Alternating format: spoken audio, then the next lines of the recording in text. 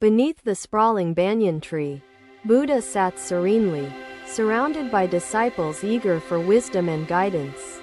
The air hummed with tranquility. Among them, Channa's face was clouded with worry, his hands fidgeting in restless despair. Buddha's eyes rested gently on him. "Master," Channa began, his voice trembling, "why does my heart ache when others excel and I falter in their shadows?" Buddha's gaze softened further, his posture embodying profound compassion and boundless wisdom. He addressed Channa with calm, measured tones. "Channa, imagine a pond of lotuses blooming in myriad hues. Pink, white, yellow, each unfolds its beauty over time." Channa frowned as he listened, his mind struggling to grasp the metaphor embedded in Buddha's words. Buddha's voice grew clearer. "The lotus cannot envy another's color or bloom. It rises with its own purpose, shaped by its unique karma." "But Master," Channa replied, "I feel diminished when my efforts seem inferior to others' greatness. My spirit feels small." Buddha extended his hand, gesturing toward the grove of trees lining the horizon. Their branches intertwined yet distinct. "Observe these trees, Channa. Each stretches upward uniquely, shaped by wind, soil, and sunlight. Do they quarrel over their forms?" Channa shook his head, doubt lingering in his heart, his insecurities persisting like shadows that refused to fade. "The roots of comparison grow from fear and ignorance," Buddha explained, "clouding your soul with a longing to mirror others." Channa swallowed hard, the weight of Buddha's insight settling deep into the recesses of his heart, awakening dormant truths. "Master, is it not human to compare ourselves? How do we free ourselves from this constant trap of judgment?" Buddha smiled gently, his words imbued with infinite patience. "Channa, release the grasp of attachment, and accept your unique path." The disciples listened intently as Buddha's teaching flowed like a gentle stream, nourishing their hearts with clarity and warmth. "Each of you carries a flame of wisdom within, a light neither greater nor lesser than another's glow," Buddha continued. Channa nodded faintly, beginning to see the flickers of truth that Buddha had so lovingly illuminated within his troubled heart. Buddha gazed skyward, gesturing to the sun that bathed the forest with golden light and nourished its many forms of life. "Consider the sun and moon. Each serves in its own time, offering brilliance that neither conflicts nor competes with the other." Buddha's disciples murmured in agreement, their collective minds stirred by his analogy, their spirits refreshed with newfound hope. "Comparison blinds you to the treasure of your own existence," Buddha said, rendering your soul hostage to envy and despair. Channa felt his heartbeat slow, his restless thoughts beginning to settle as he absorbed the wisdom flowing from Buddha's words. "Master, my mind still clings to doubt. How can I silence the constant chatter of inadequacy that plagues my soul?" Buddha remained unhurried, his breath even and his manner unshaken, replying with timeless wisdom honed by enlightenment. "Channa, comparison is a shadow cast by the ego, which demands validation through its distorted lens of duality." "But Master," Channa protested, "is ego not part of us? How can we separate ourselves from its strong influence?" Buddha nodded, his gaze compassionate, as he acknowledged the confusion in Channa's question, and spoke with calm conviction. "Ego is a fleeting reflection, much like the ripples in a stream, disturbing the surface yet impermanent in its nature." Buddha gestured towards a small pond near the tree, its serene waters reflecting the sky above, undisturbed by fleeting ripples. "Observe this pond. The reflections seem real, yet they are but illusions cast by movements that fade with stillness." Channa approached the pond slowly, gazing into its tranquil waters, the metaphors resonating deeply with his restless thoughts. "The key to freedom, Channa," Buddha said gently, "is stillness. Observe your thoughts without judgment, and watched them pass like ripples. Buddha's disciples sat in silent agreement, allowing his teachings to flow over them like gentle rain nourishing thirsty earth. Channa closed his eyes, his breaths growing deliberate, the words of Buddha weaving through his mind like a soothing melody. Master, if thoughts are fleeting reflections, why do they feel so overwhelming and real? How do we perceive their truth? Buddha's gaze deepened with compassion as he began to address Channa's struggle, his voice steady and filled with certainty. Channa, thoughts gain power only when clung to. When you observe and release them, their grip dissolves, unveiling your true nature. Do not judge yourself for doubting, for doubt is the seed of wisdom. Embrace it mindfully, and transform it into clarity. Channa's breaths grew calm and measured, his hands unfolding as if releasing the tension carried within him for years. Master, I sense your teachings deeply, but still, my heart wavers between self-worth and inadequacy. Can wisdom overcome these feelings? Channa, wisdom arises not from rejecting imperfection but accepting your path wholly. With grace and gratitude, Buddha answered gently.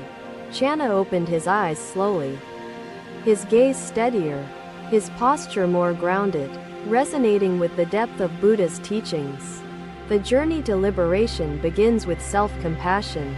Free yourself from judgment, and walk with mindfulness toward the truth, Buddha added. Channa bowed deeply before Buddha, his heart bowing not just in reverence but in the awakening of self-understanding and peace. Each disciple arose, their faces illuminated with Buddha's wisdom, carrying lessons both profound and practical into their hearts and lives. Beneath the sprawling banyan tree, Buddha remained seated, his presence timeless, his teachings eternal, a guide for seekers, a light for wanderers. Another day, another journey led Buddha and his disciples to a bustling village, its streets teeming with life and activity. The villagers crowded around Buddha, their faces revealing struggles of rivalry, envy, and endless comparisons haunting their daily lives. A young woman stepped forward, her eyes brimming with tears as she knelt before Buddha, seeking solace in his wisdom. Master, she began, her voice trembling, I am tormented by jealousy. My sister's beauty overshadows me, leaving me unseen and unloved. Buddha regarded her with compassion, his presence calm and steady, as if his very gaze could soothe her troubled soul. Child, he said, gesturing to a stream flowing nearby, tell me, what do you see in the stream's surface? The woman turned to the water, observing her reflection rippling gently with the movement of the current and shimmering sunlight. I see my face, Master, she replied softly, yet it seems distorted and unclear because of the moving water beneath it. Buddha nodded, a faint smile gracing his lips as he began to explain the lesson concealed within her observation. The reflection, dear child, is like your thoughts. They appear vivid, but they are illusions cast by fleeting moments. The villagers leaned closer, captivated by Buddha's voice, their hearts yearning for the clarity that his words often brought. The mind is like this stream, Buddha continued, its flow continuous, its surface reflecting thoughts of envy, fear, and longing. The woman's brows furrowed, her tears still flowing, as she struggled to grasp the profound truth underlying Buddha's metaphor. Master, if these thoughts are fleeting, why do they torment me? They feel as real and heavy as stone. Buddha extended his hand toward the water, his gestures deliberate and gentle, a teacher guiding his student through understanding. Because, child, you cling to these reflections, believing they define you, yet they are as impermanent as the flowing stream. He turned to the gathered villagers, addressing them with a voice that carried wisdom and compassion equally in its timbre. When you compare yourself to others, you are trapped by illusions, forgetting the unique path that life has given you. A farmer raised his hand hesitantly, seeking clarity from Buddha's teachings that resonated yet left questions lingering in his heart. Master, I envy my neighbor's abundant harvest each season while my fields yield little. How can I escape this pain? Buddha's gaze turned toward the farmer, his presence unwavering and kind, acknowledging the humanity behind the farmer's earnest question. Do you curse the sun for shining brightly on your neighbor's field?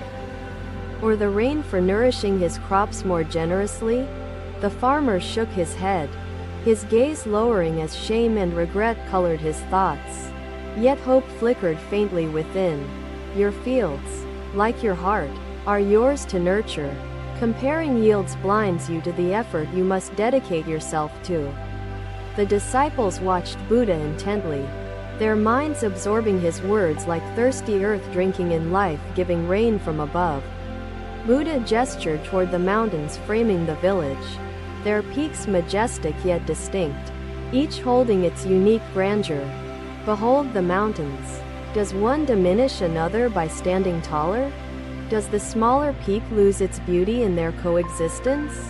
The villagers murmured, their hearts touched by Buddha's wisdom, which framed comparison as an illusion clouding their true perception. Master, the woman asked softly, how do I stop comparing myself? The thoughts return no matter how hard I try. Buddha's gaze held hers, steady and patient, his wisdom taking root in her heart as he prepared to answer. Child, do not fight the thoughts. Observe them as you would the passing clouds. Acknowledge them without attachment or judgment. The woman nodded faintly, her tears slowing as Buddha's words began to soothe the storm raging within her troubled heart. Buddha pointed to the stream again, its waters flowing steadily, a natural rhythm uninterrupted by obstacles it encountered. Stillness is the key. When your mind is still, the reflections fade, revealing the boundless essence of who you are. The villagers sat quietly, their gazes turning inward as Buddha's words led them to reflect on their own struggles with envy. Buddha turned to the woman once more, his voice gentle and encouraging, like a parent guiding a child to understanding. Comparison distracts you from your truth. When you cease to compare, you free yourself to bloom as you were meant to. The woman bowed deeply, gratitude shining in her tear-streaked face as she felt a weight lift from her weary soul. The villagers, inspired by Buddha's wisdom, vowed to cultivate mindfulness and gratitude for their unique paths and blessings in life. Buddha smiled softly, his compassion extending to all those gathered, like sunlight warming each face regardless of their differences. The stream continued flowing, its waters carrying Buddha's words like ripples extending outward, touching hearts and awakening deeper truths. Another day, another lesson illuminated by Buddha's timeless teachings, which dispelled the illusions of comparison and revealed the light within. Another day, another evening, Buddha addressed his disciples under a canopy of stars, their faces illuminated by the soft moonlight. Channa sat at the front, his expression calm yet contemplative, the lessons of previous days stirring deeply within his heart. Master, Channa began, I understand now not to compare, but my mind falters. How do I accept myself as I am? Buddha gazed at Channa with profound compassion, his voice steady and warm, a guiding light in the night's stillness. Channa, consider the stars above us, Buddha said, gesturing toward the heavens where countless lights adorned the dark sky. Each star shines with its own brilliance. Some are faint, some are radiant, yet each contributes to the vast tapestry. Channa tilted his head upward, his thoughts quieting as he observed the harmony of the celestial bodies spanning the universe. Do the stars quarrel over their brightness? Do they compete for dominance? Or do they exist in peaceful coexistence? Buddha asked. They coexist, Channa replied softly, his heart beginning to absorb the profound metaphor embedded within Buddha's celestial analogy. Buddha smiled gently, his presence serene, as his teachings flowed like a tranquil stream nourishing the disciples gathered before him. Channa. Acceptance is not resignation. It is embracing your unique light, recognizing it as essential to the universe's wholeness. The disciples listened intently, their minds opening to the wisdom unfolding before them like the petals of a lotus flower. Master. Another disciple interjected, I struggle with self-doubt. How can I honor my path when it feels insignificant or meandering? Buddha turned his gaze toward the disciple, his eyes reflecting understanding and patience. His words deliberate and filled with wisdom. Consider a river's journey, Buddha said. It twists and turns, overcoming rocks and obstacles, yet it flows toward its destination. The disciple nodded slowly, his heart resonating with Buddha's words as his thoughts settled, like ripples fading from still water. The river does not curse the rock for blocking its way, Buddha continued. It simply flows, adapting, carving its own path. The night deepened, the stars seeming brighter, their light a silent witness to the lessons Buddha shared with his devoted followers. Channa's voice broke the silence, carrying curiosity and hope. Master, how do we silence the voice of self-judgment within? Buddha's gaze rested on Channa once more, his expression timeless and compassionate, his words calm and filled with unshakable truth. Channa, self-judgment arises when you measure yourself by illusions, expectations, comparisons, ideals. Free yourself by seeing your essence beyond them, the disciples murmured softly, Buddha's teachings stirring their thoughts, the simplicity of his wisdom resonating deeply within their seeking hearts. Be like the sky, Buddha said, gesturing upward, vast, open, untouched by clouds that pass. Whether dark or light, Channa closed his eyes, his breaths deliberate, the imagery of the sky guiding him toward a sense of peace and clarity.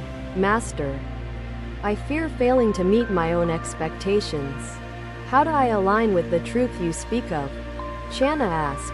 Buddha's smile held reassurance as he replied, Channa, failure is but a lesson. It is the soil from which wisdom grows.